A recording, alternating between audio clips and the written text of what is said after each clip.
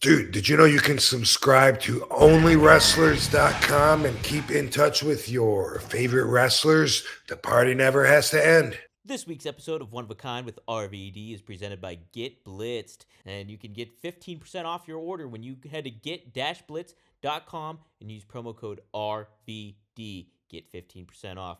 One of a Kind with Rob Van Dam is recorded in front of a live studio audience. Hey, it's Saturday. It's One of a Kind with hey, ooh, look at that. It's me. It's RVD. Yeah, it's RVD.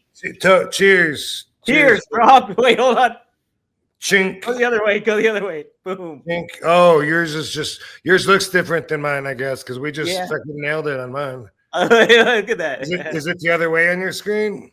Yeah, it is. It's the other way. Hold on. Okay. And yours is wrong because mine we just totally met up. Like, yeah. chink. Oh, dang it. Chink. There we go. Oh, I said you it. need one over here too? There we go. That's it. Boom. Okay. What's up, everybody? We're live on RVDTV.com on Rob Van Dam's YouTube channel at The Real RVD. So, hey to everybody. Triple E. We have Pure Evil in here. Wow. We got Mouthpiece Murphy. It's a good crowd going in here, growing. And thanks everybody for tuning in on a Saturday night. You're good people, damn it. Good people. Such good people. Rob, how are you, man? Wonderful, dude. Happy Saturday. Mm-hmm. Took a couple extra days, which was helpful this week, but still feels like we just did this. We like did 3 days ago.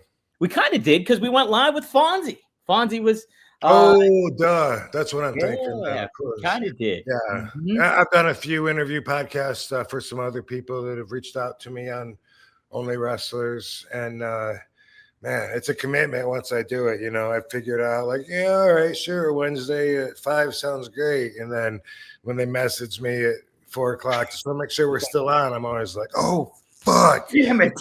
Man. Yeah. But, you know, it's never super convenient. Almost never. There's always exceptions. Yeah. But there it goes. You know, that's the name of the game, though. It's always trying to get the promote stuff and seeing what you can to spread the word about good stuff like Only Wrestlers. Wish I was better about that, about getting content, about doing interviews, about spending time making videos, editing videos. But at the same time, I guess that's just you know, I do what I do. I do what I can. I fit in what I can fit in, and sometimes I need a shoehorn. That's it. Sometimes you do. That's the thing too. Is like even me, where I'm doing like the freelance stuff of creating videos, editing videos, making posts, doing all that stuff. You really got to motivate yourself to be like, all right, I got to just sit down and make a whole bunch of clips, and even that's just tough for me to do. Like, let alone the real tough part is knowing you could do better. You know, that's it. And I know I can do better. But then it's really like saying, why aren't your priorities different than they actually are?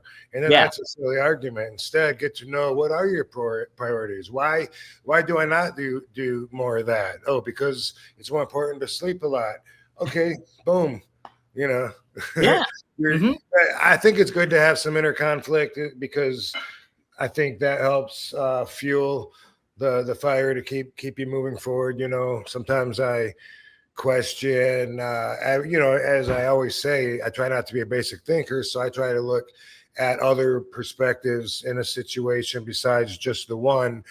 I think I feel obligated to do that, just to try to have an understanding of anything. It is natural for me. So, but sometimes I question my own stuff too much to where I feel like not as indecisive, like I've lost some of the confidence that I had with the decision because I questioned the hell out of it and changed the fabric of reality to make every scenario possible that I can imagine in my head. So do you constantly do that too, even now? Like, because I know when years back when I started writing and stuff like that, I was always apprehensive. I was almost like, if I'm going to do it, I want it to be perfect. And it's never going to be perfect when you do stuff like that.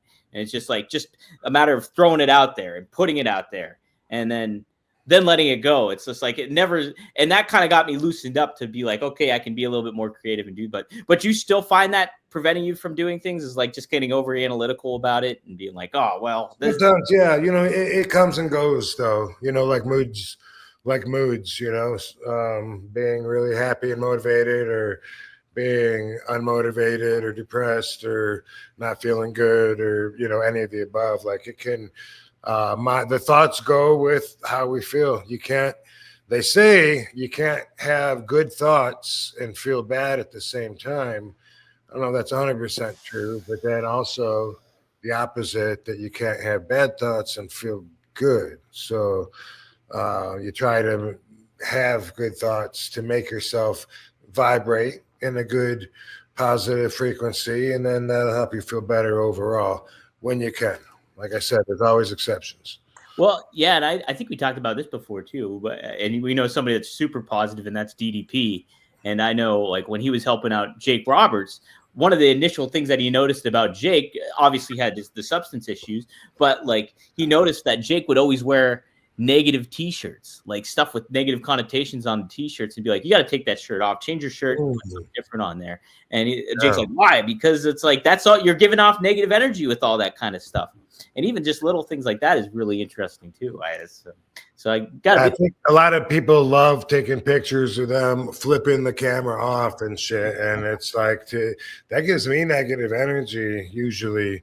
If I'm scrolling through Instagram, then I see people doing that, that I'm just gross. Be happy. Why are you flipping me off? Yeah, fuck you. Hey, fuck you too. Well, shout out to people. Maddie, I was concerned you weren't going to make it because I couldn't contact you. I usually try to message Maddie before we go live just to let him know. Oh yeah.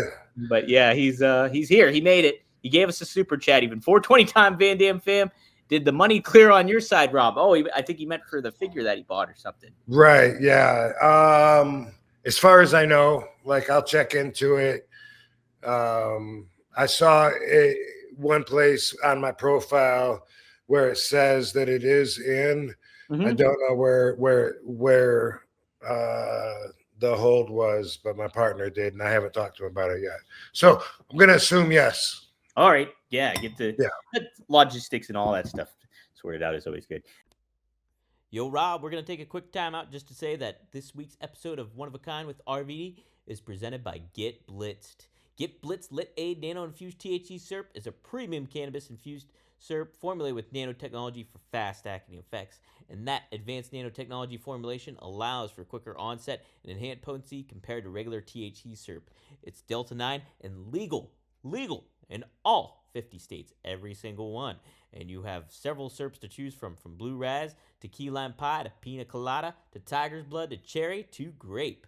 Just head to get-blitz.com, use promo code RVD, and get 15% off your whole order. Could be a bottle, could be a bundle, your choice. But yes, head to get-blitz.com, use promo code RVD, and it is by Mickey Ray Sinatra and Courtney. Take a look. Head to get-blitz.com, promo code RVD, get 15% off. It's one of a kind, baby. Hey guys, if you have any questions, feel free to use the super chat like Maddie did. Feel free to just ask a question. Sometimes I try to keep my eyes peeled. Sometimes Maddie sends me photos. Mm-hmm. Sometimes other people too will send me a photo or a video on the message center, but I can't see them. I don't know how to see them. It just says sent photo, and then I can't click on it or anything. And that's something to maybe we fix that on our end, but I don't know if there's a way. I wonder if you can put photos like in the chat room. Probably not. You might be able. Well, I don't know. I haven't messed with the chat room. I did see how to go live on there and stuff like that too, and that seems pretty easy. It's pretty straightforward. Yeah. And it's at the top of all the pages, community chat, so it makes it really convenient. Yeah, guys, check it out if you haven't. Onlywrestlers.com. It's on the rise, and there's some more stuff to come when it comes to that stuff.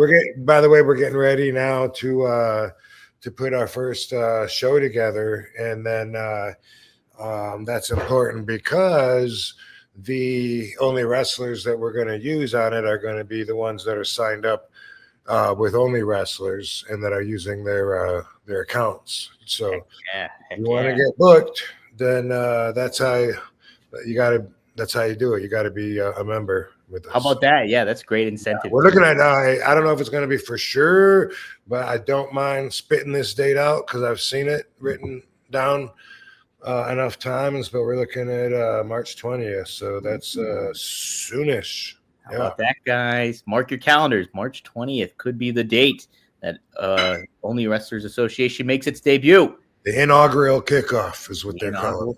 Ooh, I like it. Yeah. Well, hey, we had another inaugural kickoff here earlier this week. Was Monday Night Raw on Netflix. Rod, did you get to watch all of it, or did you get to watch a little bit of it? And if you did, what were your thoughts on the execution of it all? Yeah, someone got executed. Yeah, they did. They knocked it. They whacked somebody on the show. That's probably too much. I know they get away with that because it's Netflix, but I think like the first hour ish, or so. Have I already said ish like 8 times on this show? You said it before we start recording though, so you're good. Oh, okay, good. Yeah. I'm gonna try and stop saying that. I saw, The Rock in his speech, and Triple H. I think he came out and did a speech. Yep. Saw a match or two. Didn't see the whole thing in its entirety, but of course I did see video of Hulk Hogan's part of the show on every single website and news platform that there is online. Like, everybody picked that up, and they still are. Yeah. Why is that such big news? Look, I don't know. It's just like it is, and it makes mainstream websites too. Like news sites. I think it was covered on Pro Wrestler is booed at a wrestling event. I don't understand why it's so hot. And I mean, Hogan, he's controversial and quite possibly the most recognizable celebrity on the planet. So, I get where that's hot, but they light him up and they let him cool down, light him up, lights himself up and cools down. He goes through the cycles always, and always seems to dig himself back out mostly, and then bury himself again. And this one, I'm trying to figure out why is everybody so into this moment that Hulk Hogan got booed. And I think maybe one factor that I suspect, but I don't know, is, everybody wants to fakeify wrestling so much so they can feel, people don't like to feel like they don't understand something, anything really. But they want to believe that they do have an understanding of how everything works. And I think that people, maybe one of the reasons that it's such a big topic is because people are thinking this wasn't their plan. WWE didn't want people to boo him. Hulk didn't want people to boo him. He was supposed to get big cheers, and the crowd doesn't like him, so they booed him. So that, I think maybe, that's part of the interest, is they're trying to fakeify and set up instead of just going with the roll, roll with it. And hey, guess what? That happened. I mean, at any other promo, Hulk would have just turned with them. Isn't that what he said he did with The Rock at WrestleMania? Right. Look, we got to change some things, brother. I mean, it's so I don't see how it's that big of a deal. I'm confused by it a little bit. I wonder what people think in the chat room. Yeah, give us your thoughts on it. A lot of people say it's because of the political leanings with Trump and everything like that. And I think partially that might be something to do with it. They're in California; it's more Democratic there. But that's why he received boos, or that's why it's such big news. I think that's why it's such big news. I think the fact that he was at the rally. And he was at the Republican convention, and he was the highlight of that night. Is it just the left side? Oh, what do you mean it was the highlight of the night? Well, I think when the Republican National Convention happened, Hogan really stole the show that night. From that, and so I think that he was a lot in the mainstream mindset of that. Hogan was the big deal that night, and then here he comes out, L.A. first episode of Raw on Netflix, the crowd just boos him. I think that, but like, I don't know if it's entirely all of the Trump stuff, because like the Undertaker was a supporter of Trump too, and he came out and he got cheered. Like that wasn't as much of a thing against him. So I thought it to be, yeah. I think a lot of the thing with Hogan when it comes to WWE and stuff like that, the past few years, he just hit like the paint by numbers catchphrases and plugged something with it. So like, what you gonna do when Netflix runs wild on you? And that's kind of all that is presented there, where instead they don't really incorporate him in a story, or they don't put him in a certain angle to kind of maybe give a little incentive for the fans to get invested, or it's just like, oh, Hogan's here to say his catchphrase and plug something. And that's kind of what he did that night too. So I don't know if that had a little bit to do with it too, but yeah, it's pretty crazy to think that, he was the one that got booed out of everybody. So. Yeah. And still making people's talk shows, and it's a hot subject for everyone to still talk about. It's not the only time he's gotten booed, but it is an authentic boo. It's not an entertainment part of the show boo. It's more like hey, fuck that, we don't want to see you, get the hell out of here kind of boo. And that seems to be clear. Do you think that's a good thing in wrestling, though, overall? Even if you get that get the fuck out of here kind of boo? Can be. I think that's circumstantial, Yeah. Mm-hmm. Playoffs? We're talking about playoffs? You kidding me? It is playoffs. And man, I got the Packers and Eagles game on right now. But it's appropriate because I want to talk about some DraftKings. Yes, DraftKings is here. And it is, you bet we are here for the playoffs. Get in on the action at DraftKings Sportsbook, an official sports betting partner of the NFL. Scoring touchdowns is key to winning in the playoffs, and you can score big by betting on them at DraftKings, the number one place to bet touchdowns. Are you ready? Are you ready to place your first bet? Try betting on something simple, like a player to score 6. Go to DraftKings Sportsbook app and make your pick. So there's a lot of cool stuff that you can do. Man, I bet on this game. I bet on the Packers. So far, Jordan Love is not delivering for me. But yes, that's what I did. And it is not hitting me well. But new DraftKings customers can bet $5 to get $200 in bonus bets instantly. Download the DraftKings Sportsbook app and use code RVD. That's code RVD. For new customers, get $200 in bonus bets instantly when you just bet $5 only on DraftKings Sportsbook. The crown is yours. Gambling problem? Call 1-800-GAMBLER in New York. Call 877-8-HOPE-NY or text HOPE-NY 467-369 in Connecticut. Help is available for problem gambling. Call 888-789-7777 or visit ccpg.org. Please play responsibly on behalf of Boot Hill Casino and Resort in Kansas. 21 plus, age and eligibility varies by jurisdiction. Void in Ontario. Bonus bets expire 168 hours after issuance. For additional terms and responsible gambling resources, see dkng.co/audio. All right, DraftKings guys, do it up. Oh man, it ain't a wrestling podcast if you don't have Blue Chew. And guys, me and RVD, we got Blue Chew, baby. We got it ready, and it's one of a kind. It's 5 stars. Blue Chew 5 stars. You can have better sex with Blue Chew. Blue Chew is the original brand offering chewable tablets. These erection-enhancing tablets help men achieve stronger, harder, and longer-lasting erections for sexual activity. Blue Chew is putting its money where its mouth is and is offering you, the listener or viewer, a month free. Blue Chew won't stop until every man is bricked up like a brick house. That is the mission. Does it work? Ooh, you got to find out for yourself with a month free. Yes, we've got a special deal for our listeners. Try your first month of Blue Chew free. Visit BlueChew.com for more details and important safety information. We thank Blue Chew for sponsoring the podcast. Use promo code RVD. Try it for free. Yeah, it was overall though. Like they made some big numbers. They got almost 5 million views, I think, globally. I think for the first episode, and they were the number one thing. They took out Squid Games or whatever the next day.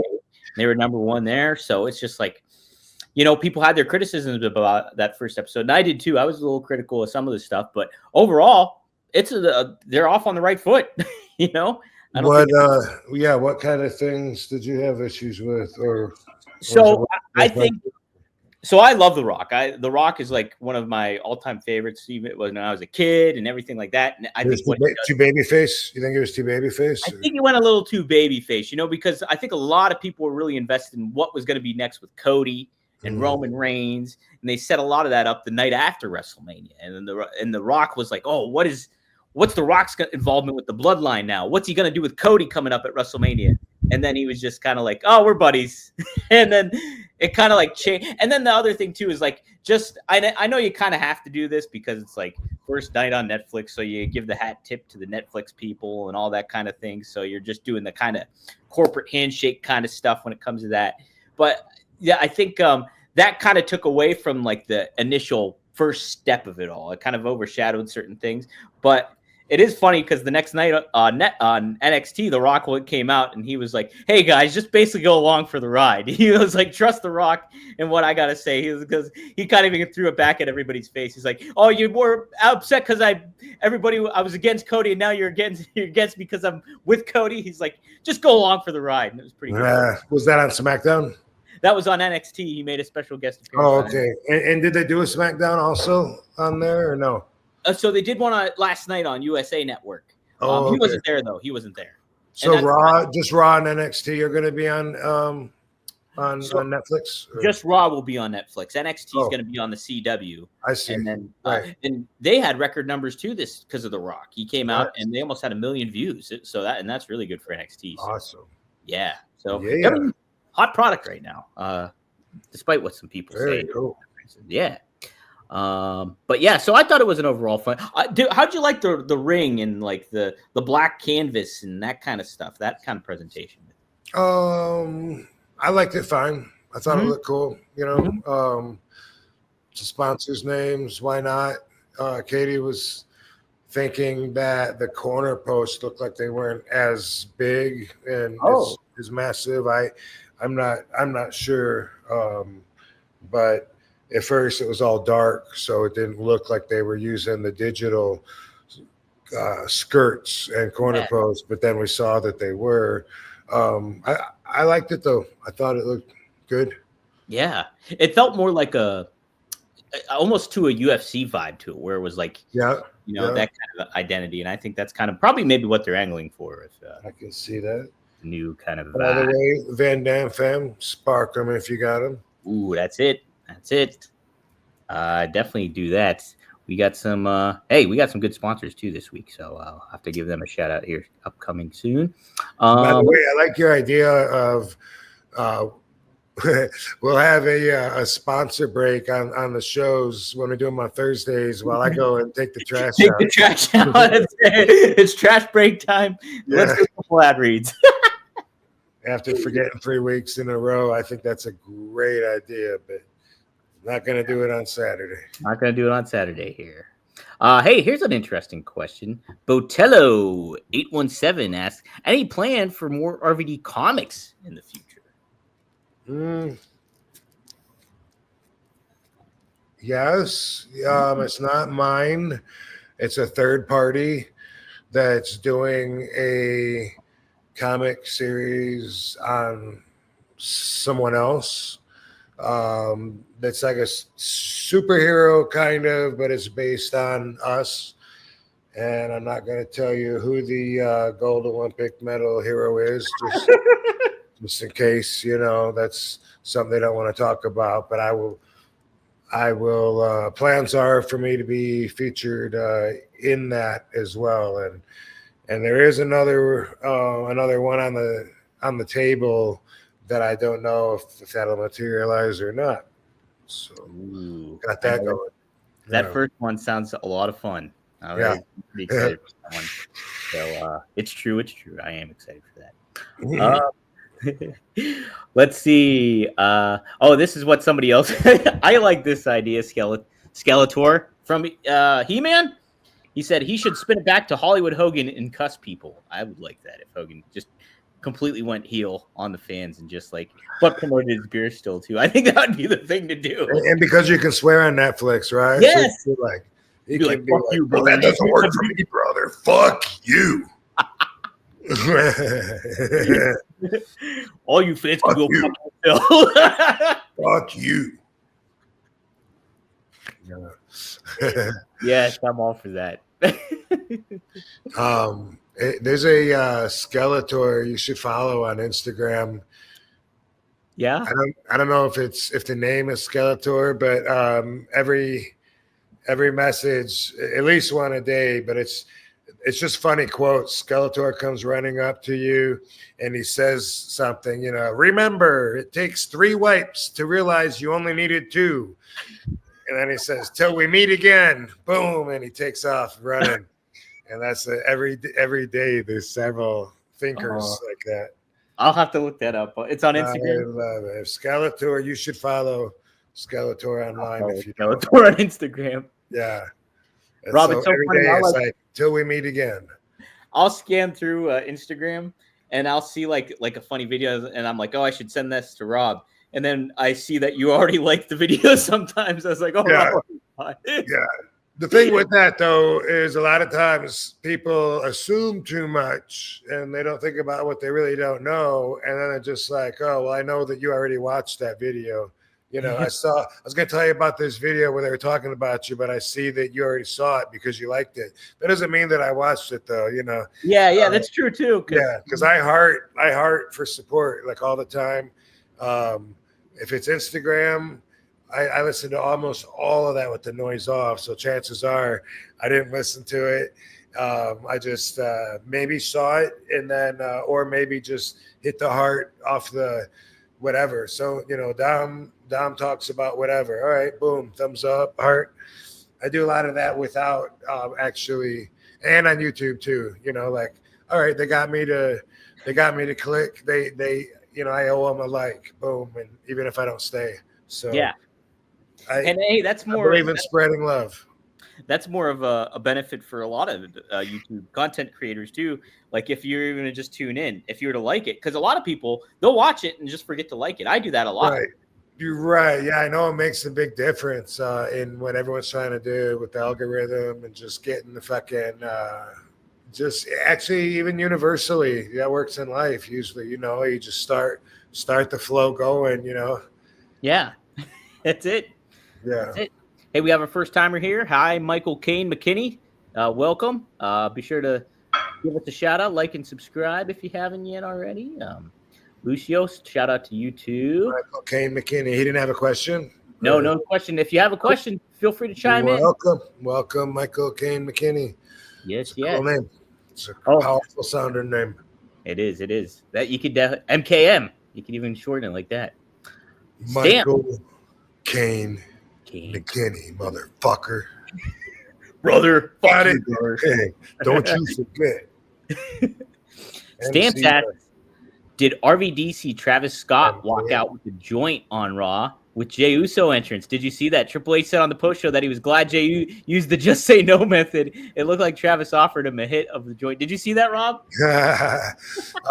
No, but I've certainly heard about it a lot. Yeah. Yeah. Somebody said RVD crawled so Travis Scott could run.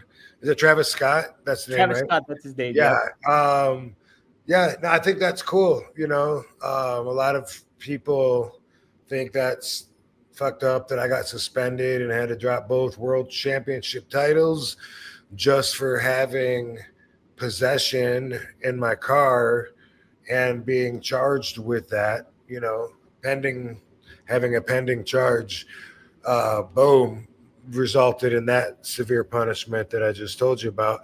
And a lot of people think that doesn't seem very fair. And then here's Travis smoking on camera, but on Raw. Huh? On Raw too, nonetheless. On Raw, yeah. But yeah, so you got to realize, that's good. That's good. We're moving in the right direction, and that's how laws change. That's how morality wins. And the overly tyrannical conservative powers to be loosen up their grip a little by little. You got to realize just in like say the 60s, right? So we're 60 years ago, 50, 60 years ago, it was not legal for Travis Scott to even walk in the front door of that building because he was black, right? That used to be the norm. If you're black, if they let you in a place, you're going to go in the back door, through the kitchen, probably get some really shitty seats or something.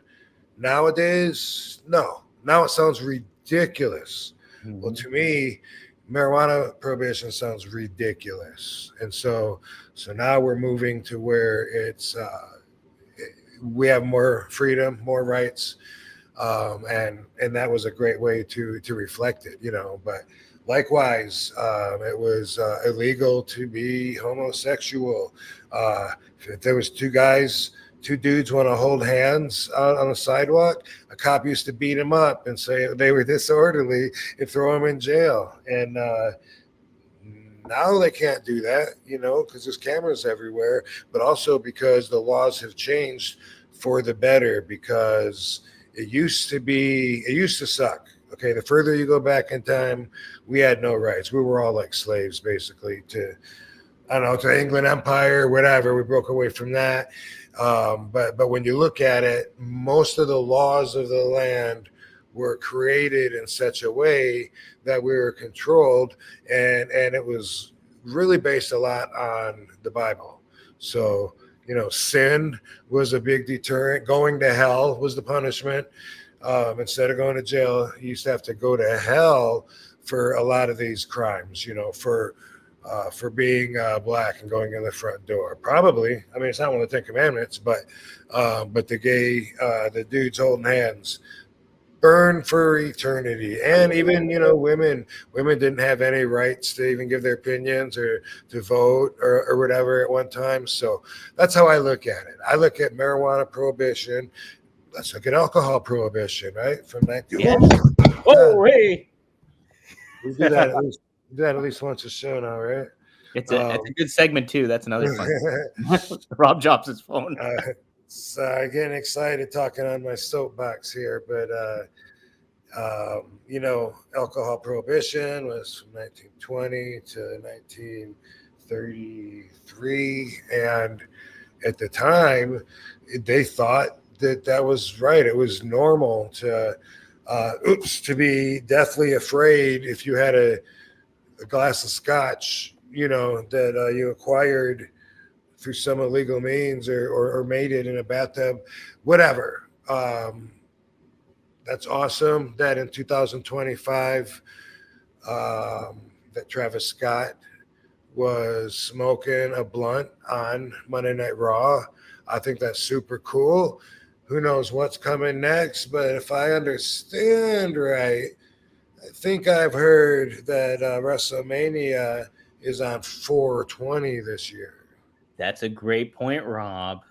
That is true. And it's in Vegas. I happen to live in Las Vegas. Hell, that's true. Yes. I got weed. Do you? Wow. I got weed. So there you go. Yeah. How's that? Man, that's crazy. Oh, man, I smell great. And you know why? It's because of Mando. I love Mando. It's been a good sponsor for us on RVD for quite a while now, and can't appreciate them enough. I got the starter pack for my nephews for Christmas, so they could start the new year off right, smelling good, being lady killers at school, all that stuff. And I sure feel great too. They sent me, boom, this is my favorite right here, the Mando, the Mount Fuji. I love the Mount Fuji. It's a great scent. You smell like a man doing that kind of stuff. But also, man, I also love their version of their the deodorant spray too, which is great. That also the Mount Fuji. I add that on just a little extra, especially when I go to the gym and everything like that, or when I'm going out. And it's a great low-key scent, 72-hour deodorant protection. You cannot beat that. And check this out. I'm pumped. I didn't even realize I had this version of the body wash, but I got the acidified body wash, the bourbon leather. I am so excited to try this one because it's different than the Mount Fuji. So I'm excited to check out what the scent is like and try the body wash out. And finally, too, I got the cream deodorant, Pro Sport. So when I am going to the gym, I can use this stuff too. You guys can use it too in this new year, kicking things off, feeling fresh, feeling good, and feeling confident with Mando.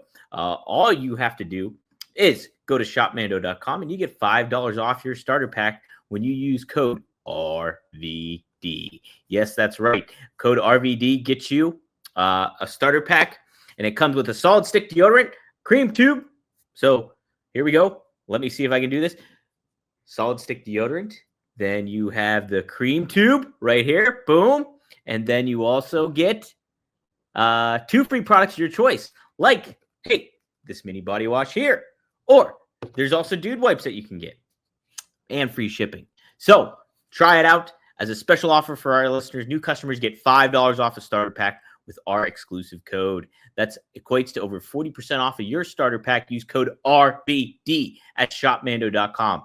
SHOPMANDO.com. Please support our show and tell them that One of a Kind with RVD sent you. Smell fresher, stay drier, and boost your confidence from head to toe with Mando.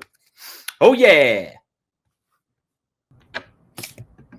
Hey, guys. It's 2025. New year, new you. Why not? You know what? It's full of new possibilities. And don't let the bad times of 2024 bring you down. This year, reach new heights with Via.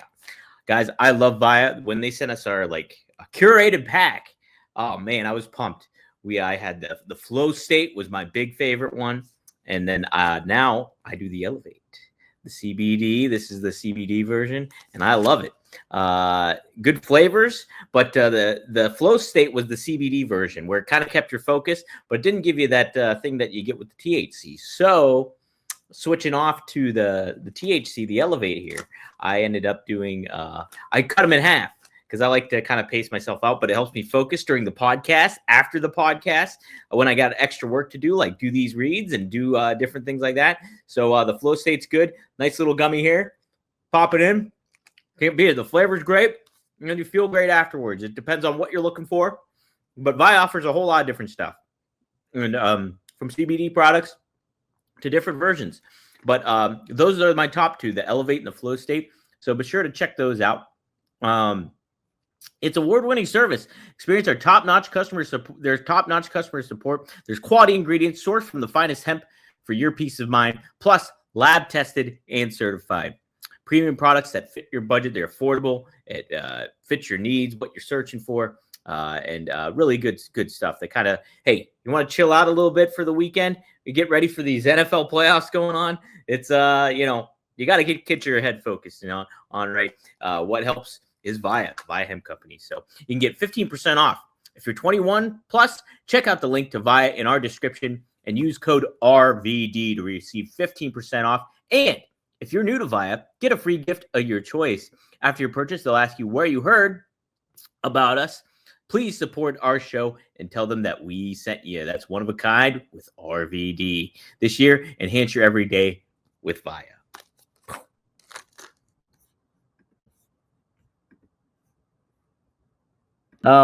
Triple E chimes in with a good follow-up here regarding the comics. He says, RVD should be in a Marvel movie, maybe as a villain. Would be cool AF. Who would you want to be in a Marvel movie, Rob, if you had the option?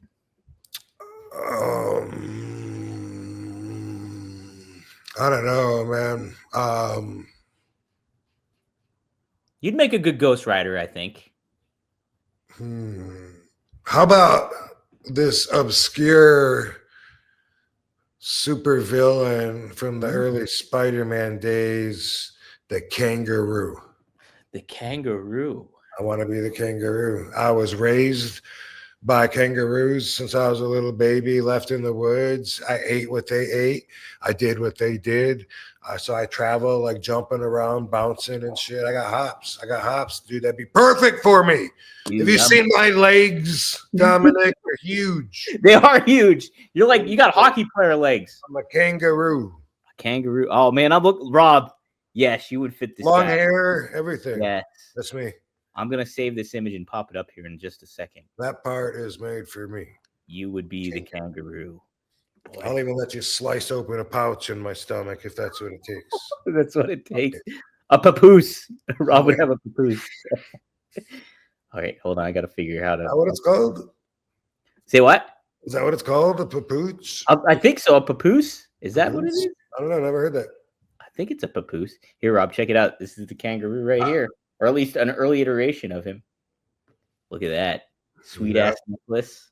He had long hair. He's jacked. You know, he looks a lot like He-Man from Masters of the Universe. He does look like a lot like He-Man. Like, I bet he gets mistaken for him all the time. You know, like he's in a grocery store and people are like, oh, excuse me, He-Man? Oh, He-Man?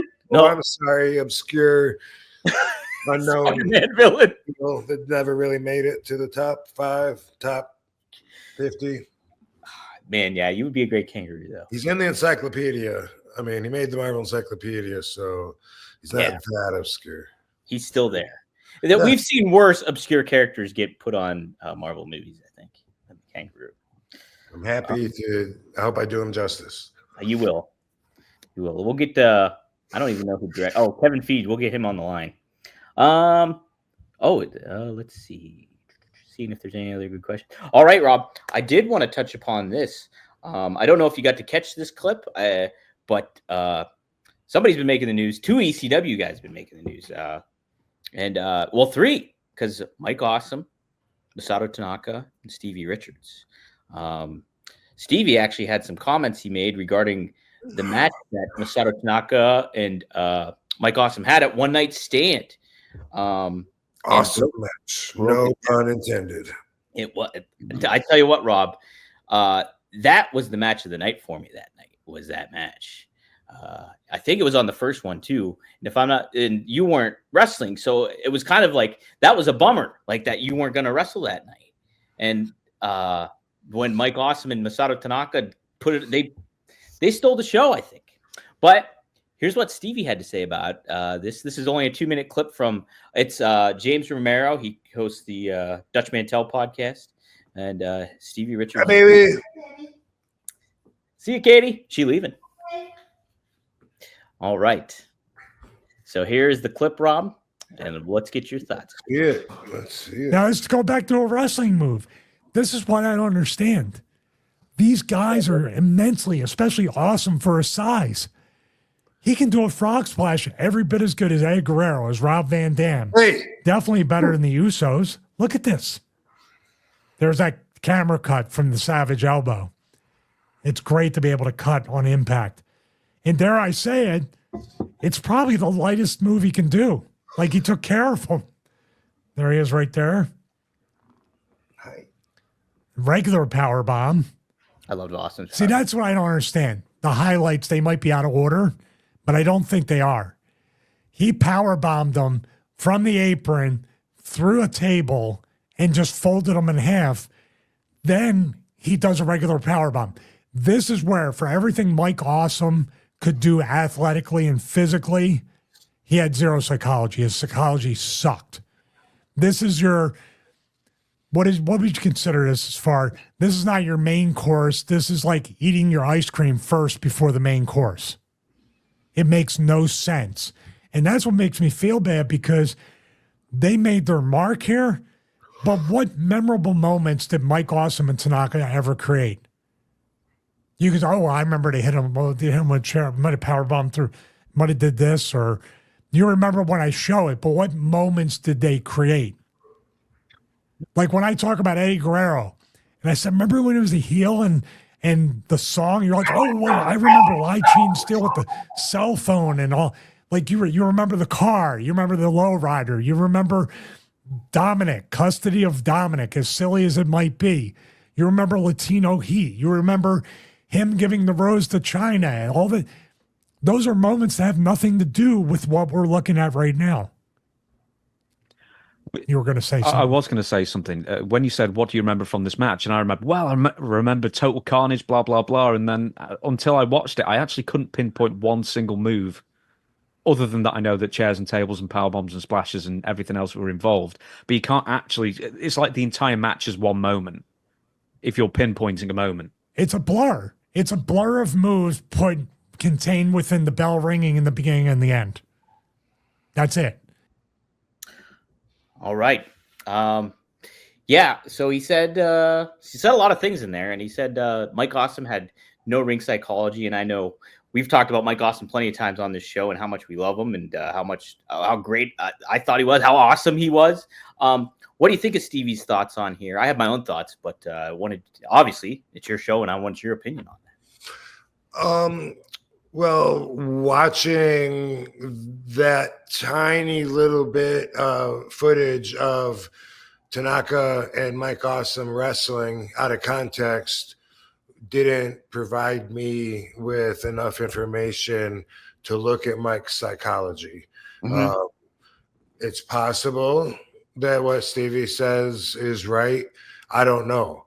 When I look at myself back in ECW before I came to WWE, I think the same thing about me, at certain points. Definitely not as much. I might have had a little bit of a hint, a little bit of a clue, or maybe not back then, because my wrestling definitely changed after I went to WWE, and I got to really plug myself in more to where I could really make the moment last and feel that pain of that powerful move and get the mileage out of it and share that pain with the fans. And back in ECW, there was a lot more no selling, like you forget what happened 5 minutes ago in a 30-minute match because everyone's fresh on their feet.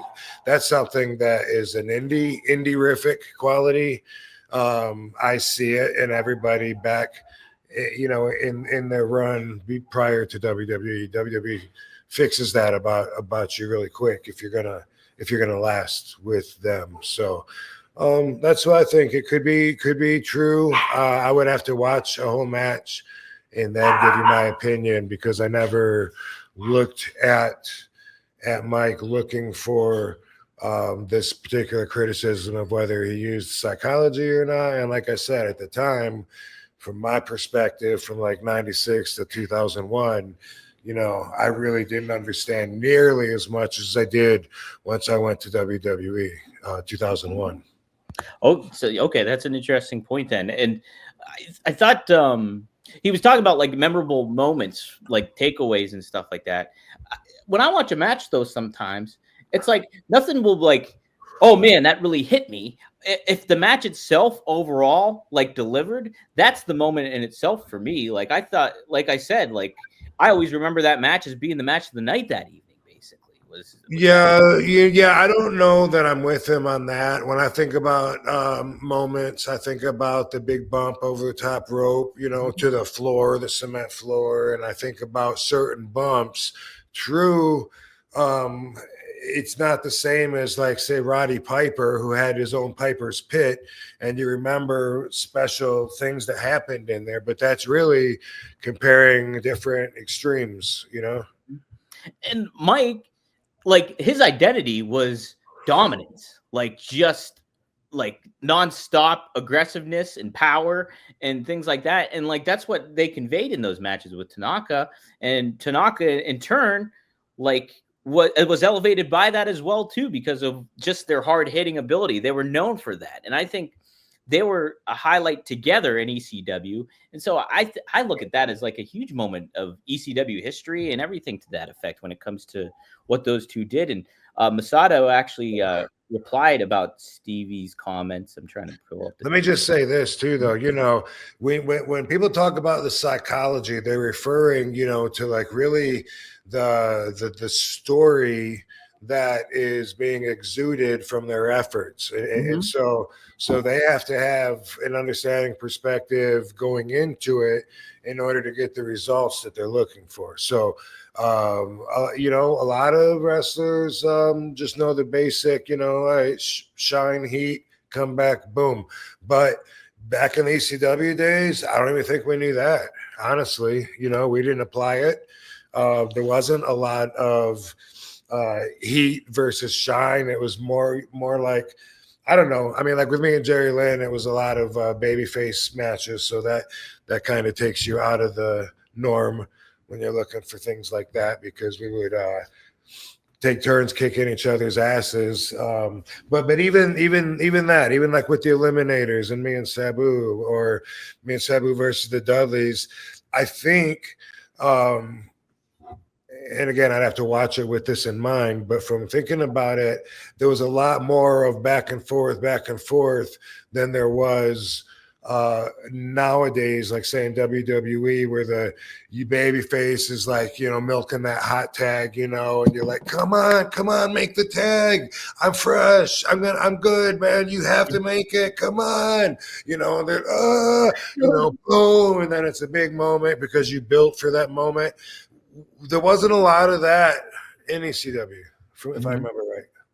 Yeah, and I think too, I don't know, give me your thoughts on this too. So how I look at it is back then, like, yeah, there might not have been a whole lot of like that, what you're talking about, like, hey, hot tags and looking for the baby face and anything to that. But the fact that what you guys were doing was so fresh and new made it something like really stand out. Like it was the alternative to what we were used to seeing with pro wrestling. So like the facts that people are going through tables and like fighting back and kicking out after chair shots or whatever it may be. It felt new, it felt fresh.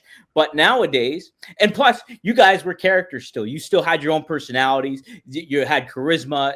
Not that wrestlers today don't, but I think there's a lot less of that of a focus in today's modern wrestling. And then you have that, okay, back and forth, kick out of this, kick out of that, where there is less psychology. Back then, you had the combination of having characters and personas and identities, but you also had that fresh new thing of boom, back and forth, back and forth, back and forth. And then, so I think that kind of added to the ECW incentive for people to watch. I don't know. Does that make sense, Rob? I think so, but I mean, you know, some of it I could possibly defend, and some of it I wouldn't bother. I would critique it. You know, even my own work. Looking back then, a lot of what we did is why you have people on AEW nipping up after getting, you know, 3 pile drivers. It's something that used to be special, but everything is more special when you go back in time and before it was done. And then the more and more it's done, then the less special it is. That's true with anything, right? Yeah, absolutely it is. Yeah, and the kind of loses its luster after you see it time and time again. And I think you'd get to see it too much a little bit nowadays and everything. So, but yeah, Stevie's a smart guy, and I always liked Stevie. I thought those were really interesting comments, and you know, but I love Masato Tanaka, and I loved Mike Awesome, and I thought that match was great. Masato did say this though on Twitter. He said, "I don't care what anyone thinks. The match with Mike was hard, but it was fun. Because of that, I can still step into the United States ring. BWO, I love it." So there you go. So that's what Masato had to say about it. Is he BWO? He wasn't BWO. Stevie was. Masato, no, he wasn't though. Okay. I think he is fighting Joey Janela though, upcoming here in GC. Okay. That's just a shout out to Stevie, maybe. Yeah, maybe he was just shouting out. I love it. Yeah, that could have been it. So yeah, from what I remember, pretty fucking entertaining matches. Brutal, definitely not your classic story, but yeah, I think the guys tore the house down from what I remember. Absolutely, and there was a reason that Mike Awesome was the world champ too. It's just like he had that charisma and that ability. So yeah, good stuff, Rob. Yeah, I thought that was an interesting thing to kind of chat upon. Let's see if there's any good feedback here in the chat, in the comment section here. People just shouting each other out. It's always good to see everybody on friendly basis out there. Gilbert Wrestling Story says, "I always enjoy your podcast. Keep up the good work. RVDology tonight." Let's see. Anything else? I guess the only other thing I had, Rob, was a little thing that CM Punk had to say about dream matches. He was asked on Shannon Sharp and Chad Johnson's podcast about who his dream opponents were. He said one name always comes to mind, and that's Stone Cold Steve Austin. Unfortunately, he had to retire because of injuries, and he had a stroke. But Bret Hart is another one. Bret Hart would be a dream for me because that guy is a guy I looked up to when I was a kid. That's a guy that helped me get into the sport from an interest perspective, and that's a guy who, to this day, I could text Bret right now and be like, "What's up? I have a question and need some advice." He'll hit me back right away. Much love to him. We have a pretty wealthy locker room when it comes to talent right now. There's a lot of people I would love to get in there with. Gunther, he's the champ on Raw. Would love to mix it up with my boy Cody Rhodes. As far as legends go, the ones that probably aren't going to happen, but are dream matches, Austin is number one with a bullet. I guess what I would. So, yeah. Who'd you say was number one? Stone Cold. He said Stone Cold was number one choice. Somebody, and interestingly enough, somebody did bring up, I think it was Maddie brought up, I think it was a super chat actually too. Let me make sure. Yes, it was. He says RVD versus Angle versus Stone Cold. Any memories of that when you faced Angle and Stone Cold? Oh man, a little, but you know, this was a lot of matches ago and 24 years ago. So. Yeah. 23, 24 years ago. The only thing I remember is I think at some point I went up to the top and I could have hit either one of them the way they were both down, if I remember right. And I went up to the top. And so I went for the furthest guy, you know, instead of going for the closest guy, and did the frog splash on him, I think. And that's really all I remember. Yeah, I just remember it just being memorable, cool, because you're the new guy kind of in the WWE mix, and you're on the rise, and then you're interacting with the top star in Stone Cold, and Kurt Angle's such a completely different rising star in his personality and who he is, and so it was just a nice, good chemistry of matches, I think, with you all of you three. So pretty neat stuff. It's so weird how it's easier to be happy about those matches now than it was at that time. It's just weird.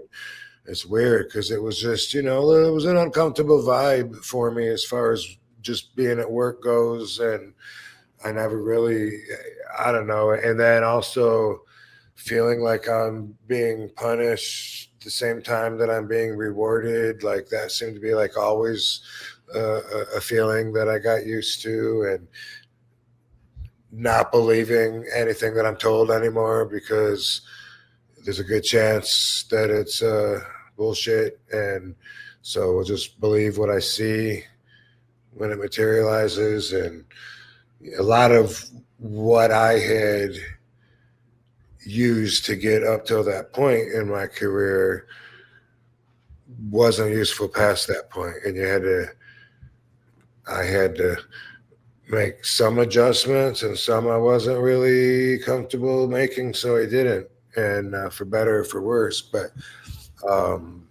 yeah, it was like a whole new game there. So when I think about that time period, you know, I'm sure the match was really great, but it was probably a very stressful night for me. I probably felt like I was being held back, even though they were pushing me, and I can see that now.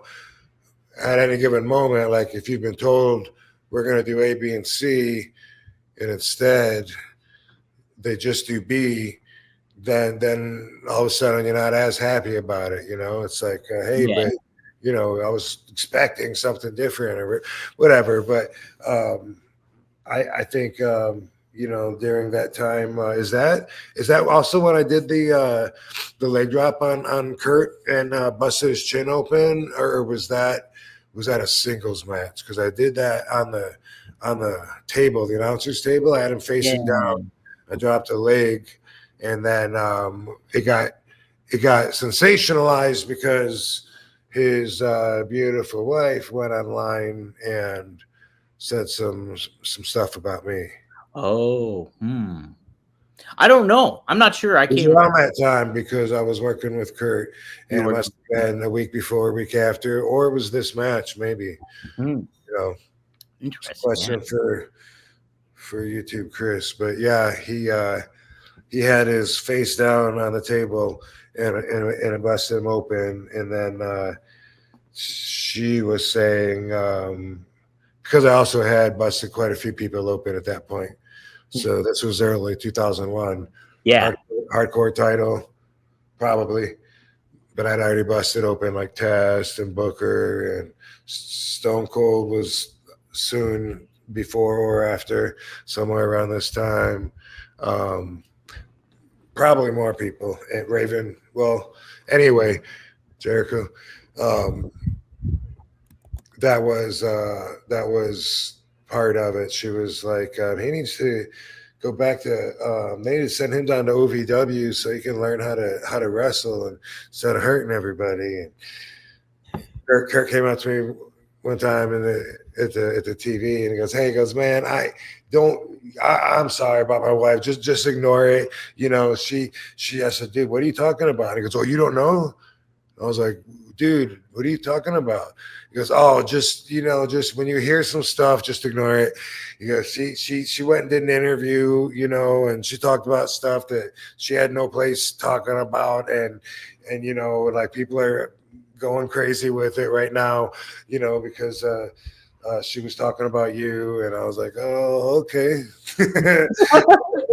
Wonder what that is. I wonder what that's about. Yeah. But we've made up since. Yeah.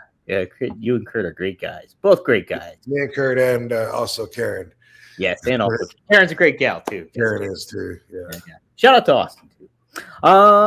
Frankie. Hell, shout out to Jeff Jarrett. Shout out to Double J too. Connection. He's going for the world title in AEW now. That's awesome, dude. And he's what is he, like 58? Yeah, he's something like that. He looks great. He's confronting MJF right now, and that's going to be a good little feud they're going to have going. So I'm excited for that. Hey Siri, how old is pro wrestler Jeff Jarrett? Jeff Jarrett is 57 years old. Okay, sorry, I added a year to him, but cool, man. You, I met him in 90 when I was 19 at USWA, and I just thought of him as already being older, established. I thought of him as being a veteran, even though he probably wasn't. But just because him and Robert Fuller had the tag team championships, they were the big baby faces every night. His dad was the promoter, and so he had that number one baby face push kind of position, and because of that, I just thought of him as like already being a veteran and shit. But damn, he must have been 21 when I was 19. Wow. No, wait, he's 3 years older than me. How old am I? How old am I right now? He's 3 years older than me, and then so 20. You're 53, right? I just turned 54. Oh, okay. So yeah, okay, 3 years. Yeah, so when I was 19 in 1990, I guess that would have made him 22. Not quite the veteran unless he started when he was 12. That's so crazy too. I was just talking to my co-host Robert on Rumored Innuendo. Robert Fuller. Not Robert Fuller. No, Robert Stud. But no, and like where I was talking about, he was saying like how Jeff Jarrett was almost like the same generation as another wrestler, and I was like, no, I think he's a generation above almost. But it's so crazy to think about, like, because I almost consider you two different generations of wrestlers. Me too. Yeah. That's weird, but I guess I'm wrong. We're wrong. We're wrong. We're in this together, bro. We are. Yeah. I thought of I would have thought he was definitely. I mean, he already had I don't even know. I thought he had a mustache and everything, but who knows? Who knows? I just remember him coming by in the gym one time in Indiana, Jeffersonville, I think it was called. But we'd work out at this gym, and I was squatting, and I had like 4 plates on each side, and I was doing reps with 405, and he came by and he said, "Rob, we're working tonight, right?" Yeah, I know. And I was like, with his own ass said, "Why did he say that?" Probably just because it's so heavy. That's what I do. But I did. When I was with WWE, I wasn't doing my 405 squats on a day that I had to wrestle anymore. I did learn eventually, to work around my days off and shit. For that stuff. Yeah, that's got to be an adjustment too. Trying to work out and picking your days and like knowing the schedule. That's another added element of pro wrestling. Frankie actually has a question regarding this a little bit. Frankie, thanks for the $5. He said, when have you wrestled in the ECW arena since ECW died? There's been a couple times, I know. And then he said, any advice on getting motivated to stop half-assing with the weights and skipping workouts? Oh my God. That's a tough one, dude. Well, let's talk about the arena. I wrestled Rhino there, and I got inducted into the whatever the Hall of Fame is in the where they put the banners up on the wall. Yeah. Yeah, I don't know what they call that, if that's a 2300 Arena Hall of Fame. But and I wrestled Rhino then, and that was 2 years ago, I think. Maybe that was just last. Holy crap. Baby. Well, I don't know where she's at. Because Jennifer was there, and brought her up to Philly because it was my birthday, December 18th. And we had a show there, and Katie was there, and there was a convention in the daytime. Anyway, it was either last year on my birthday or the year before. And anyway, I wrestled also at WrestleMania weekend in Philly. I wrestled in that arena against Mike. Speedball Bailey. Mike Bailey. Yeah. Yep. That dude. Great match. Mike Bailey. Thank you. And I think maybe no, I've wrestled, now that I think about it, me and Bubba and one dude from AEW, I'm not sure who he is, a black kid, like we had a 3-way match. That happened. So at least 3 times I can think of. But anyway, it looks beautiful now. I've been in there several times when I didn't wrestle as well, just for either doing signings or whatever. I even did a screening of my documentary Headstrong when it came out. Oh, right? Yeah. That's still home. It's still awesome to go back there, and same people are still there that run the place. But man, that's a tough one to answer, as far as like if you're in a rut and you're like half-assing it, you know that you're the only one that can get you to shape up and to start taking exercising seriously. But there are some techniques. One technique that's very popular is to have a partner.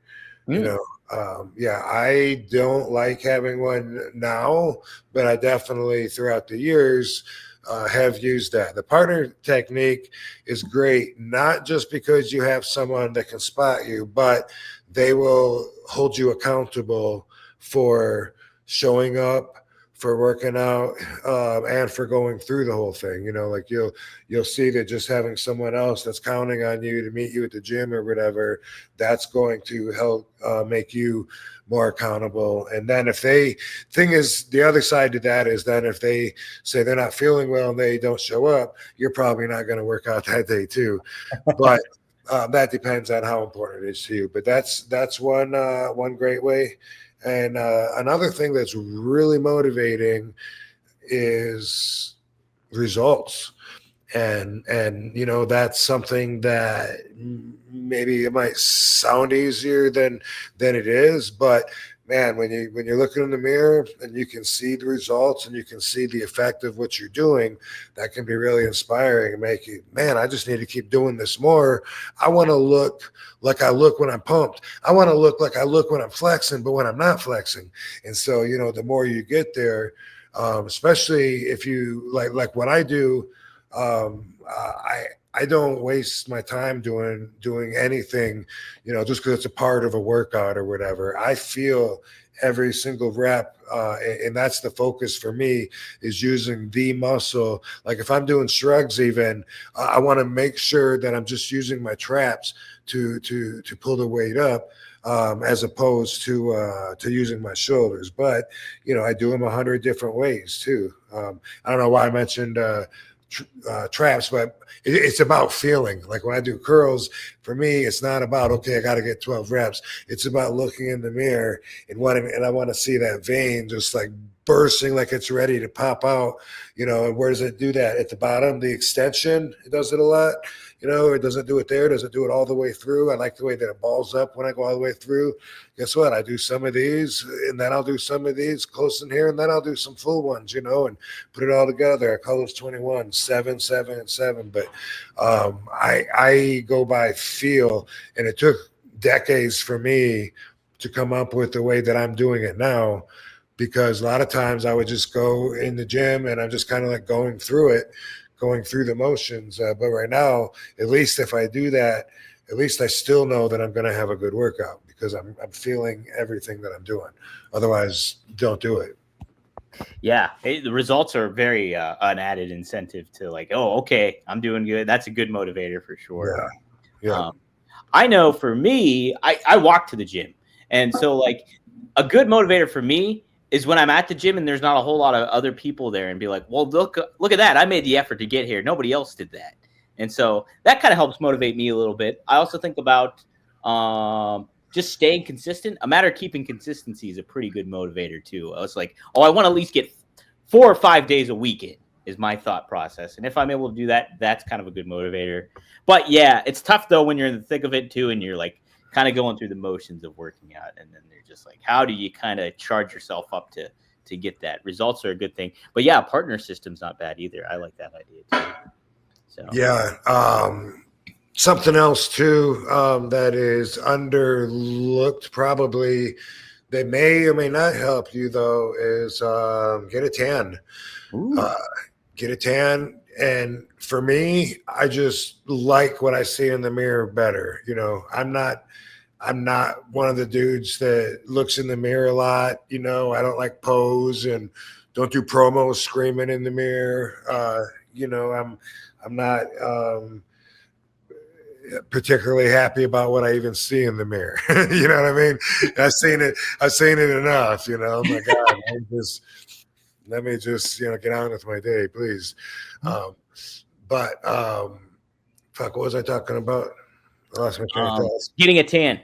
Oh yeah. When I look in the mirror and I'm tan, it does seem to release a little more serotonin in my head and make me feel better. Like I like having a tan. I don't like when I get really pale and then I get rosy red cheeks like when I was a little kid. So that's something too, that could help motivate you, could help you also see your gains better too. If you got a tan, but it's something just like with working out, you can see the results on it and then, keep going. Outside is great because then you got vitamin D if you're able to. That's great. But I even tan inside. It's amazing that the tanning bed that I have has worked for so long. It's so fucking old. It's so old and not a super expensive one either, but it's been holding together. Like I can't imagine how long I've had it, 20 years. Damn. Changed the bulbs once or twice and it still gets me color. Yeah. How about that? And if I use it every day, I think I can go for 6, 7, 8 minutes or something instead of 30 minutes or whatever, just because if I do it a lot consistently, and people pay like $40 to use ones you can go in 7 minutes in and out. So that's pretty amazing. But I'm not above it, to keep my color going. If I can't get it outside, I'll take some inside sun still. I know it's old school. So yeah, it is old school stuff right there. Yeah. People, I think it was Triple E mentioned too in the chat. I'll double back here real quick, but he said how well you took that Stone Cold Stunner from Austin when you worked with Austin and stuff like that. So I know people get really creative when they take a stunner from Austin. You see how many differently. Yeah, there's some funny ones out there. Yeah. There's some good ones. You ever see the somebody clipped it up? It's when Scott Hall took the stunner at WrestleMania 18. He like takes it and then he bounces up. Yeah. And they do the video where he's like floating into space. Oh, I don't know if I've seen that one. That's I'll have funny. to try to find. If I find it, I'll send it to you. It's really funny. Cool. All right. That's all I really had, Rob, for today. Seeing if anybody did I get everybody's super chats? Let me make sure I did. Oh, Maddie did add too that they should have made Rob champ in 2001's The Fan wanted it. Yes, they did. I know. I was thinking that for sure. RVD wanted it. Yeah. But did I want it bad enough? Mm. I don't know. Mm. Oh, he also adds too. That's a super Scooby Dooby. Oh, he was talking about when you were rolling the joint. Remember, it's impossible to accuse someone of being judgmental without being judgmental. Until we meet again. Excellent. That is an excellent soliloquy. I don't even know what a soliloquy is, but you know. I like it. That is true. Yeah. Good point, Maddie. Just like when people take their phones out and start recording people because they're pissed at the people are recording them. You know, you can't do that. You can't record me without my permission. Okay, well, here, then I can record you. Was what I'm doing. Silly. All right, dude. Well, shit. Damn, Valentine's Day is coming up. Oh. It's Do you coming like up. Valentine's Day, or how do you feel about Valentine's Day? No, I like it. Katie really makes everything easy for me. So she doesn't put like huge expectations, and I don't think I'm good at gift giving when it's forced. It's always hard, awkward, stressful. Like a card or something cool, or if something crosses my mind organically, then that's awesome. But when it comes to expectations that could cause a lot of fights, thank God she's super cool about that. But so I like it. We've been together like going on 9 years, so we've had some pretty awesome Valentine's days. As far as RVDology, here's what I'll say. I'll tell you this. Here's what I'll say. Something like that. So I happen to think that that love is underrated. All right. So I want to talk about love. What is love? Well, I mean, the scientists would tell you that it's a hormone called oxytocin that's released from our brain when we're stimulated by certain things. Mothers have this when they are holding their babies and breastfeeding their babies, so that they will love their baby, and I believe it's passed through their milk somehow. But oxytocin, and you can get it as a peptide now. You can get anything biohacking, which is awesome. But that's how they use. That's what they use as evidence in animals to prove that animals are capable of love. They have oxytocin levels. And I use Instagram. I love the animal love in Instagram. Just it's so amazing how they stick together and help each other out. Especially in wild when they don't even think anybody's watching them. Like animals are amazing. The ones that travel in a pack and they don't leave one behind. Help them, to climb over a wall. Come on, buddy, on the count of 3, we got you. We've all seen that, whether it's raccoons or otters or whatever. It's really cool, and it's something really natural. I can tell you that because of my connection with Katie, I can tell you that I never really was in love before, even though I was in my mid 40s when I met her and was married for a long time. I thought at the time that I was in love. It was the best that I'd had up till that point. But having the bigger picture now, I know that, constantly being mistrusted, my evil ex we didn't have trust. We didn't have a bond. We weren't each other's closest people. We were not really happy. We would fight a lot because we weren't a good match. So it wouldn't take much to throw one of us down that road, usually her. But I get it now. It was just, and she was the first one, by the way, to be able to say, I don't love you anymore. And then, come on, let's go to divorce, couples counseling, some shit, let's see if we can work it out. And then she said it again months later. Yeah, I don't love you. I was like, oh, that's right. Like, you said that a long time ago. That must be real. It's like, holy shit, like all these months, I forgot about that even. And I was, at the time, I thought that I still loved her. And really what I loved was the idea of having a commitment and being able to be true to it. I loved the idea of having loyalty in myself, not from her.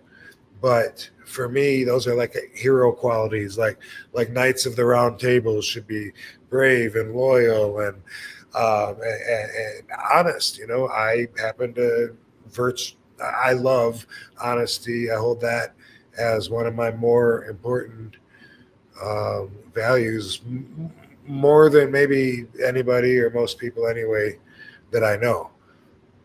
I don't expect everyone else to have my values. But anyway, what I'm trying to get to is I can tell you, like right now, that I'm so thankful that the relationship that I would have stayed complacent in for all the wrong reasons, just because I wanted to be good on my word. And, you think you're disappointing a lot of family and stuff like that if you split up. And I'm not telling everyone, split up, but you know what you got, though. And by the way, if your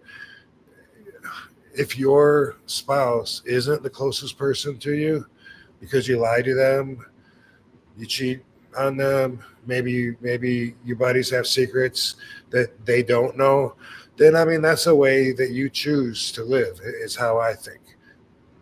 But for me, having somebody that you care so much about, that you can be completely 100% unfiltered and honest, and have them judge you by the real you, that gives you the right kind of sense of self-esteem, because you get that from your spouse.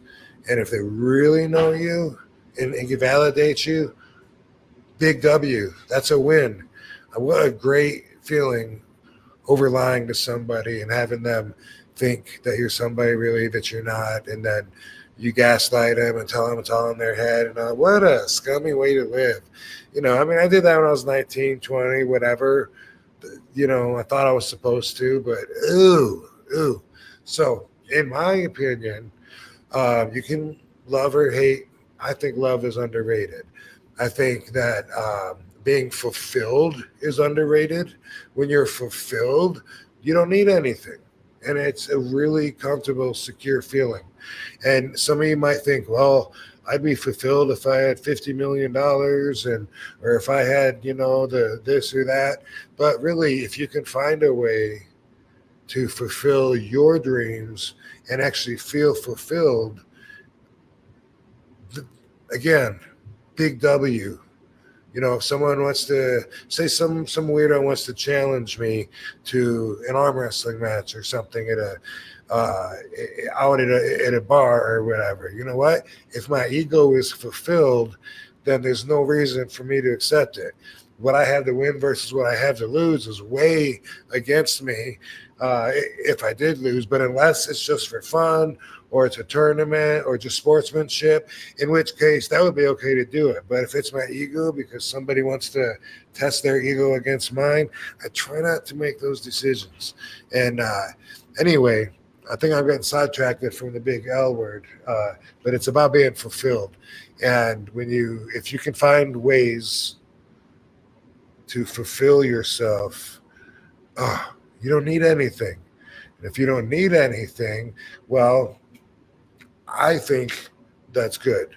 True, that may not coincide with other ways of living, about like, you got to always have that drive, man. You always got to be getting better each day. You got to grab it before someone else grabs it. And, that is one way of living. But with the RVDology way, I think it's better to spread love than hate when it's comments online even, By the way, Katie's super cool with spreading love and cheer and support, I like that I can put fire or the heart on other girls, wrestlers, friends, Instagram things and tell them, yeah, I'm supporting them, I said on our show, we're talking about the cowgirl from hell, Tara from Tara. Yeah. Mm-hmm. Yeah, but we were talking about that, and I said I'm in love with that girl. Sabu said afterwards, "Are you and Katie getting divorced? You were sounding creepy." Sorry if it came out that way. I didn't mean it that way. I don't know her that much, but I was just referring to the oxytocin that was pouring out of my brain. When I was engaged in the conversation for the first time with her, like, whoa, this chick's awesome. But that's all. I mean, I don't know if she has a boyfriend or husband. I don't know what she's into, whatever. She's a friend. And I don't see me and Katie like ever splitting up because we get along so damn good. But you can't force it. You can't make it work. Really, you can't change. I don't think you can change liking to love. But, hey, arranged marriages work. So you can make the most out of what you got. And I'm not rubbing your face saying that what I got is happiness on earth while you're stuck with settling or whatever. I'm so not trying to say that. But I think ultimately we really want to love ourselves. And we want to be able to love ourselves. And that's why our ego can be offended if somebody puts us down, gives us a reason why we shouldn't love ourselves as much. Like, what? He thinks that I couldn't do that, and so then my self-love then is misplaced, because he's saying I'm not as cool as I think I am. And then the ego jumps in. The ego is a motherfucker. It doesn't think with emotion first. So I try to recognize when the ego coming out, try to not let that be the base of my decisions. But a lot of people spread negativity. They like reading, doing comments and saying, hey, Trump, die, hope he die. Honestly, like from my experience, if you put negative vibes out into the universe, that's what you're surrounding yourself with. That's what will come back to you as well. And I find the same to be true with positivity. So if you give a shit and you want to try it, just try. If that's not your normal thing, and if it is, try to be extra positive. Just for like one day, like think about someone that inspires you as being the nicest person ever. And just think about, instead of just like nodding at the person that you see in the morning and saying, hey, think about tomorrow saying, I'm good morning, just that little bit. See if that doesn't pick them up. See if you can't actually feel the energy. And that's love. And love is everywhere. And surround yourself with that. And it comes in all shapes, sizes, and colors. Doesn't mean you're in love with the paper boy or the guy, the elevator operator that you say good morning to.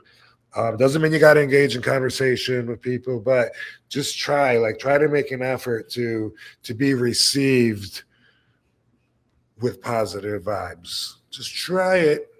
My suggestion, you don't have to, but my suggestion is try it You might like it. It's a great way to live. And you know what? We all got to live anyway. You got to be somewhere. So why not surround yourself with love? Gotta be somewhere.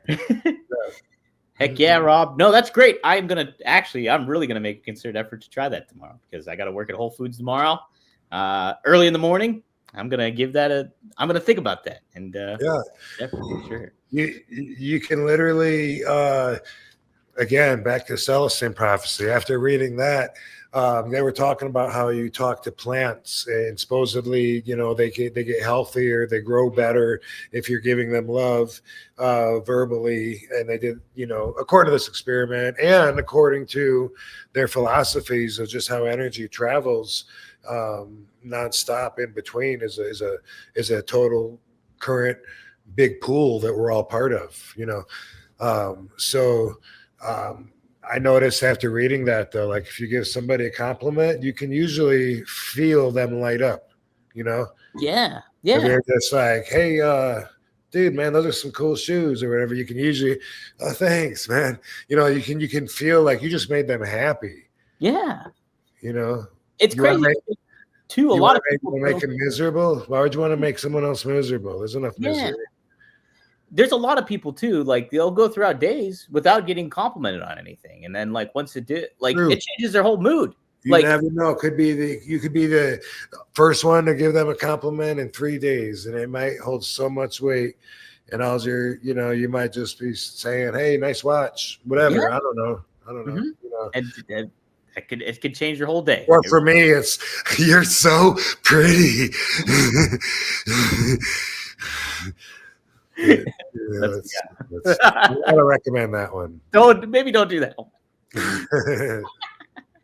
that's a great one, Rob. Yes. Katie does though all the time, she'll just be like, oh, you're so hot. Usually they say it to her and she always says it like right back. And it's just like, what a beautiful exchange, Like girls tell her all the time, oh my God, you're so pretty. And she'll say, oh, thank you. So are you. Like gives it right back. And it's like everyone in the room's happier now. There was, you know what I mean? Like that energy, the energy is contagious. It is. Yeah. Yeah. I texted Katie happy birthday and she sent me a really nice text back and it made me really happy. It was just nice. Yeah. It doesn't take as much effort as you think, unless you're a real miserable SOB. And you're just usually really dark and don't talk at all to anybody, in which case it might take a little more effort, but still just try it once or twice, on one day. Don't overdo it, but try it once or twice and see if you don't like the results. Absolutely. Great stuff, Rob. We had a super chat from Triple E. He happened to say for $2, he has any advice for Dom and Marcus if they enter the ring at IWC. So Marcus, my brother, is going to wrestle this weekend. Don't tell me you're wrestling, dude. I am not wrestling. Your brother is? Marcus is wrestling. Yeah, he's wrestling.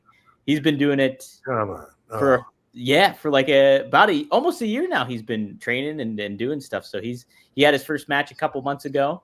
And then I am just going to be on commentary for this for a couple matches. I know. Is this going to be his first match? Or no, he's been doing it. He's been doing it. And so he had a singles match. It was only like a 6-minute match and stuff like that. And then he was a part of a battle royal so far. So it's unknown yet what he'll be doing this weekend, but he'll be involved in some form or fashion. So what is IWC? That's what the promotion you wrestled for when you came Ross here. Draven? Yeah, Ross Draver. So International Wrestling Cartel. So when you tagged up with, oh my gosh, what am I blanking on his name? Channing Decker. And had that match there. So, yeah.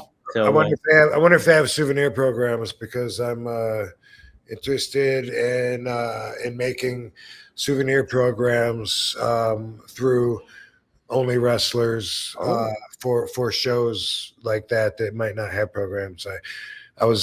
I had the idea for JCW. They said they don't have programs, and I said, boom, let me, we'll put them together. Just you give me the list of the stars that you have on there, and then we can put the QR codes on the profiles of the talent so that it goes to Only Wrestlers profile so people can follow them so that, because that's what it's about, is extending the moment. Like there you are at a live wrestling show as a fan. Yeah. Maybe you get to meet the wrestler at a table, right? That's so cool. Get a picture. But then what? Now it's like, man, that was so awesome. Best night of my life. But now it's done. So that's what Only Wrestlers is for, is like, hey, you can extend the experience so y'all can still keep in touch. You can follow his content of exclusive stuff. He can get as close as he wants to. You can message him personally.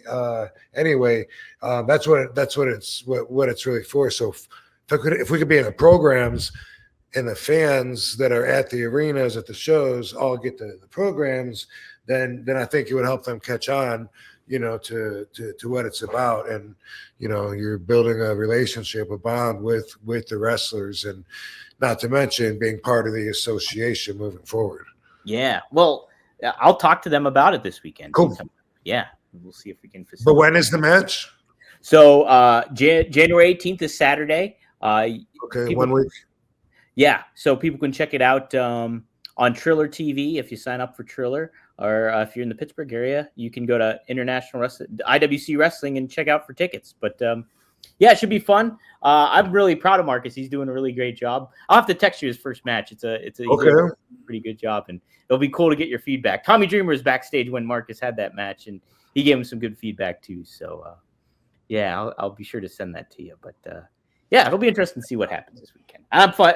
I guess I am going to be a little bit of a heel, I think, this week. We'll see how okay. Hey, something just for conversation's sake. Yeah. Just to explain my one-of-a-kind perspective. Manny Marijuana likes the kangaroo. Cool. I'm just now at 5 o'clock, like scrolling through the 54 minutes late, scrolling through the chats. But yeah, they asked about. Okay. Fuck. What was I saying? You were gonna say something about. Okay, sorry. I was going to say something about the heat that Hulk Hogan has. He has a lot of people seem to draw the lines at different places than other people draw lines at. Some people will get mad at somebody just for them associating with somebody that doesn't have the same values as them. And that happens a lot, like with Hulk Hogan. A lot of people would say, I would never hang out with a racist. What are you doing? Well, that's your values. For me, I think racists are stupid. It's like a lower level of thinking. I feel like, to actually hate people based on their skin color, their heritage, to actually think that you're better and a dominant species. I think that's ignorant, but I can't say that I would never hang around someone just because they're racist.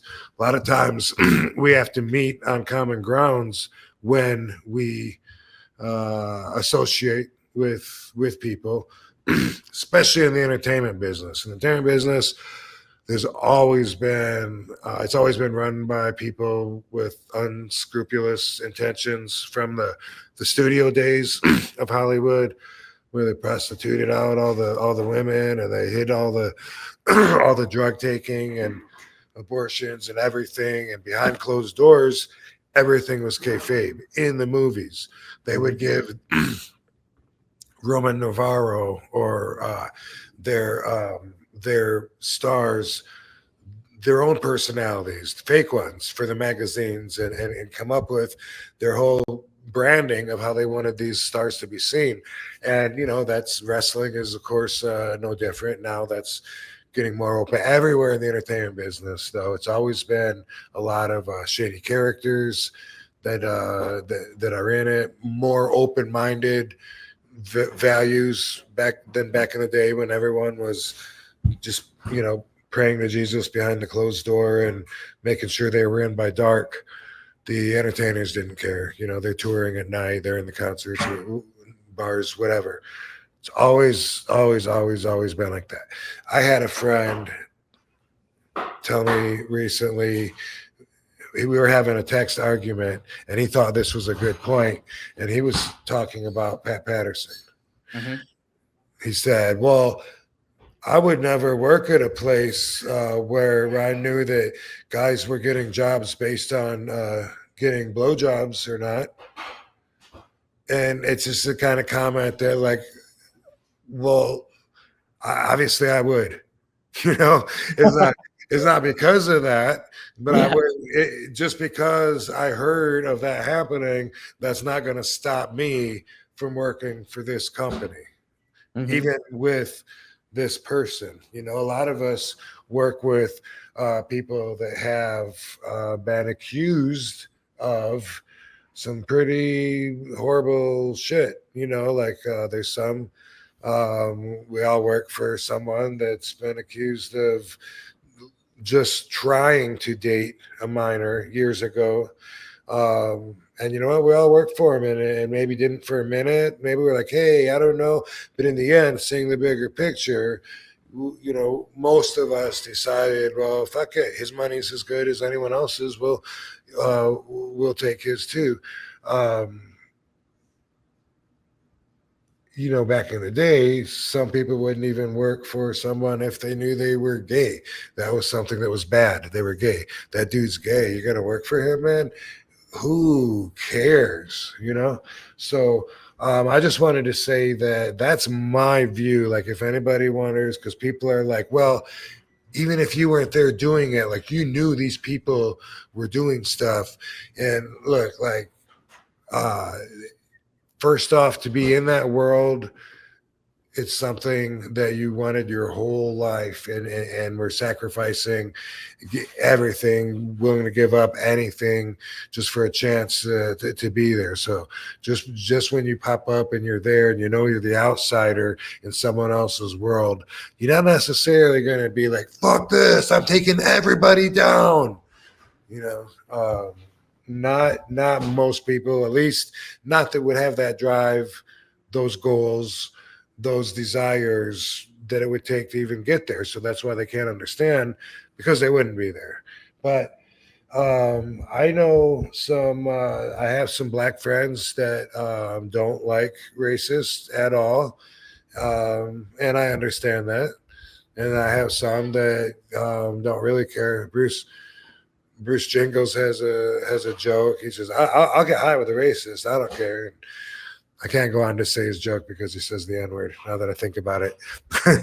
But he's just like talking about smoking with someone, and someone, yeah, Negroes, I hate Negroes, but not that word, And he's like, he said, he'll go, yep, they can be a problem.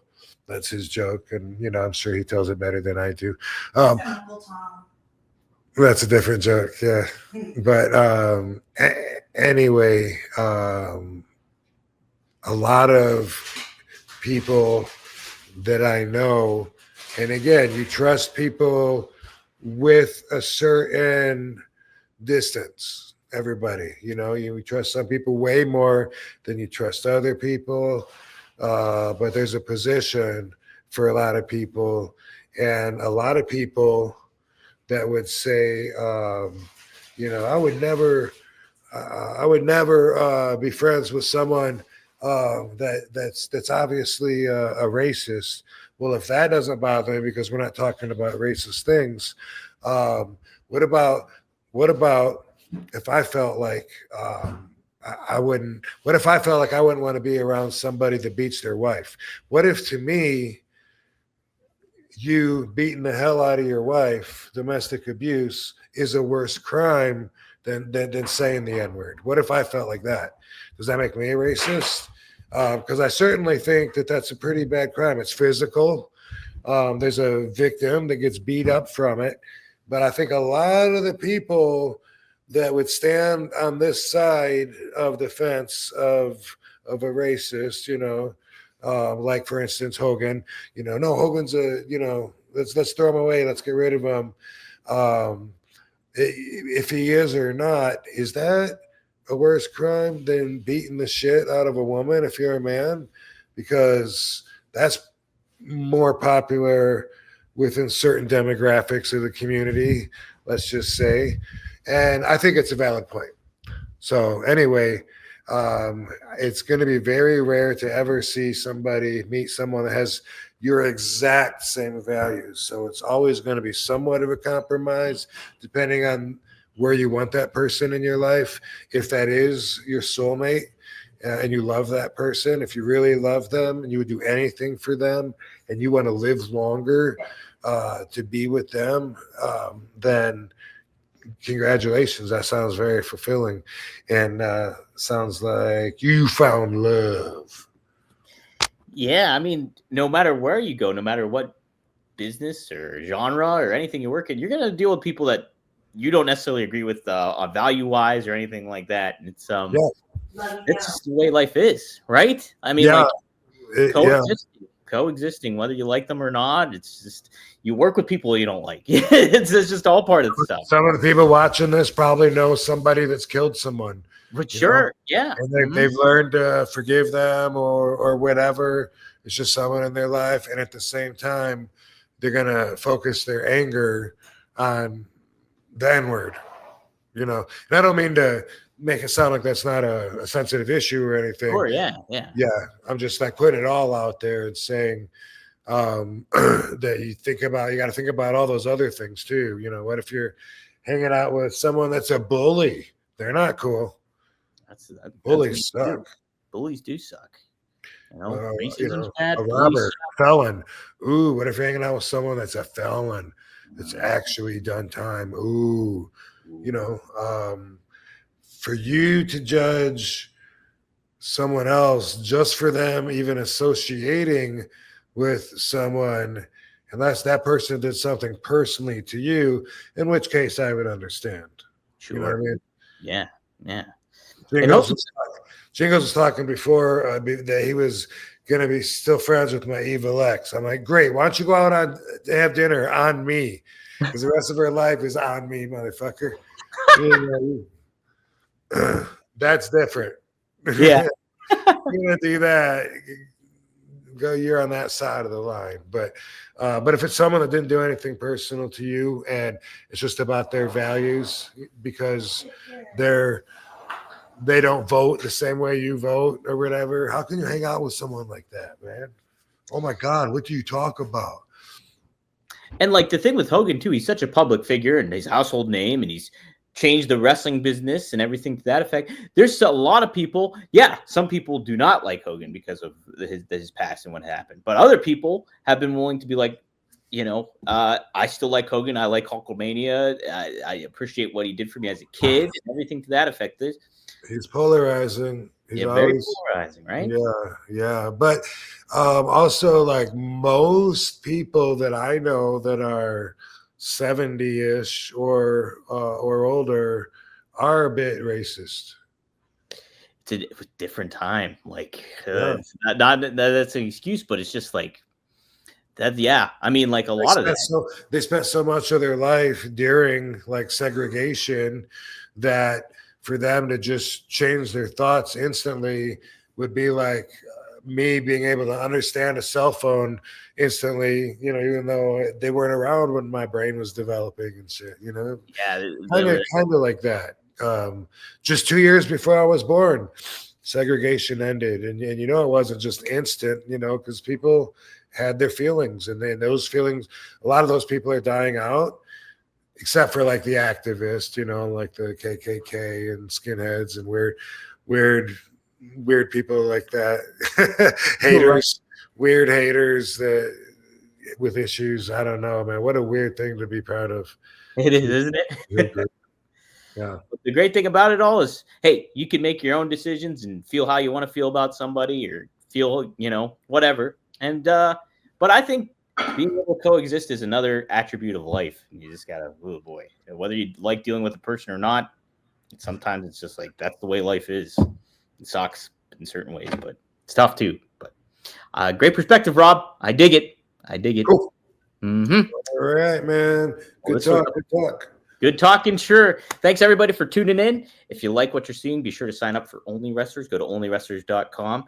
Get in on that business. Check out RVD420.com. You can go to RVD Glass. That's Greek Glass, and get your own RVD glass set. There's plenty of different options there. 1tsport.com for some exclusive RVD merch. We got some good merch there. We got a little hat you can get, which is awesome. It's like the old school ECW RVD logo. Check that stuff out. Hey, what are those little videos that are tweeted on my Twitter from One True Sports? Like, Yeah. I don't know. Yeah, I don't know the guy, but it'll say something about wrestling. So those are like live shows that we have at 1T Sport, where Zach Haydorn from Pro Wrestling Torchy used to be. Brass Ring Media, we have a new stuff like that. So that's a good way to help support One True Sport and stuff like that. Is be sure to like and check those videos out, and we'll do a lot of great promotion on that too for Rob's stuff as well. Because I really appreciate you allowing us to do that too, Rob. Barbie checking in before we hang up. Checking in. Look at Barbie hanging on out. Barbie. Oh. Stoic. She's a stoic pooch. Yeah. Lovey too. Lovey's great as well. It's always good to see the pooches. Man, I love animals. They're great. And they love. It's awesome seeing them love each other. Yeah. Oh man. Yeah. So That's cool. what's great when you have two pets and seeing them interact with one another. Yeah. Yeah. It's the purest thing of life, I think, is seeing two animals do that kind of stuff. It's what makes it great. I'm setting up a trip when next time we're in Florida. I'm gonna stop at this Animal Adventures park that I follow on Instagram, so I can like swim with some otters. Ooh. I want to do that. Sweet. And they have tree sloths, baby kangaroos. Looks really cool. Hell yeah, definitely do it. Do they got platypuses? One of those Tiger King parks in Florida. Tiger King parks, Yeah. I don't think they do, but I asked somebody before that worked at one of those, and they said that sometimes like animals will do tours. You know, like I might be able to. They say it was like I might be able to get one for you next time you're here if you give me advance. You know, so I will look into that actually. Yeah, look into that. That'd be cool. Sweet. Yeah. Anyway, cool. Cool stuff. All right, man. Appreciate it. Appreciate it, everybody. Have a great week. Enjoy the week, guys. We'll see you next time here on One of a Kind with guess who? With RVD. Holy shit, man. Damn. Look at that.